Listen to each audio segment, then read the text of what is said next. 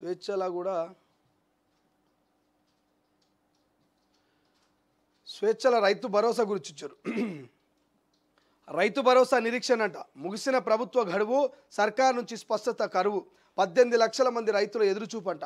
4800 కోట్లకు పైగా నిధులు అవసరమంటూ ఒక వార్త క్లియర్ మనకు కనబడతా ఉంది. రాష్ట్ర రైతాంగం అంతా రైతు భరోసా కోసం ఎదురు చూస్తున్నది.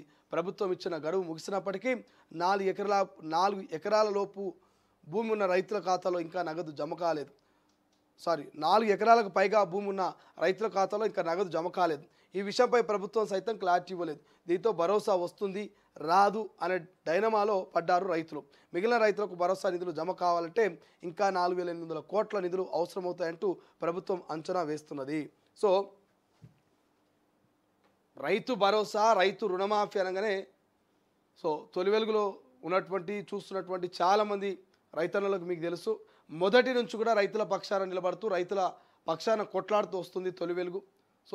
ప్రజల కోసం నిత్యం ఫైట్ చేసేది తొలి వెలుగు. మనం గత 4-5 రోజుల నుంచి కూడా అడుగుతున్నాం.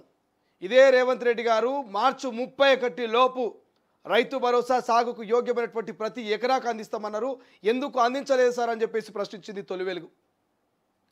ఇలా ఎన్నో ఆశలు పెట్టుకున్నటువంటి రైతన్నలు పంటను సాగు చేసేటప్పుడు పెట్టుబడిగా ఈ రైతు భరోసా ఉపయోగపడుతుందని కళ్ళల్లో ఒత్తులు వేసుకొని ఎదురు చూస్తే ఇలా పంట వేసి ఆ పంటను కోసే సమయానికి వచ్చినా ఇంకా రైతు భరోసా అందలేదు. రైతుల సహనాన్ని పరీక్షిస్తున్నది కాంగ్రెస్ ప్రభుత్వం, రైతుల ఓపికను పరీక్షిస్తున్నది కాంగ్రెస్ ప్రభుత్వం, రైతుల మంచితనాన్ని రెచ్చగొడుతున్నది కాంగ్రెస్ ప్రభుత్వం. లేకపోతే రైతు భరోసా సకాలంలో వేయాలి కదా. జనవరి 26న మొదలుపెట్టినటువంటి మీ పథకం జనవరి అంటే ఫిబ్రవరి, మార్చు మీరు హామీ ఇచ్చి 2 నెలలు ముగిసింది. 2 నెలలు తెలంగాణలో ఉన్నటువంటి రైతులంతా కూడా మీ మాటకు కట్టుబడి మీ మీద నమ్మకంతో రైతు భరోసా డబ్బులు మార్చి 31 లోపల వేస్తానడు కదా అని చెప్పేసి 1000 కళ్ళతో ఎదురు చూస్తే మీరు ఇలా తెలంగాణ రైతుల్ని మాటిచ్చి మోసం చేసిరు.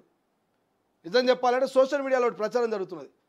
రేవంత్ రెడ్డి కాంగ్రెస్ ప్రభుత్వం మార్చి 31 అని చెప్పి ఏప్రిల్ 1న తెలంగాణ రైతుల్ని ఏప్రిల్ ఫూల్ చేసిరని చెప్పేసి అంటున్నారు. ఇది వాస్తవం. తెలంగాణ రైతులు మీరు ఇవాళ ఏప్రిల్ ఫూల్ చేసిరు. 90% రైతు భరోసా వేసినామని ఇలా తుమ్మల చెప్తాడు. ఎక్కడ 90%? ఏ రైతుకి వేసిరు 90% రైతు భరోసా? 4800 కోట్ల రూపాయల నిధులు అవసరమని మీరే చెప్తారు. 4 ఎకరాల లోపు మాత్రమే రైతు భరోసా వేసినామని మీరే చెప్తారు. మరి 4 ఎకరాల పైన ఉన్నటువంటి రైతులు కాదా? వాళ్ళు పంటలు వేసుకోవద్దా? వాళ్ళకు పెట్టుబడి సాయం సకాలంలో అందొద్దా? సమాధానం చెప్పాలి రాష్ట్ర ప్రభుత్వం.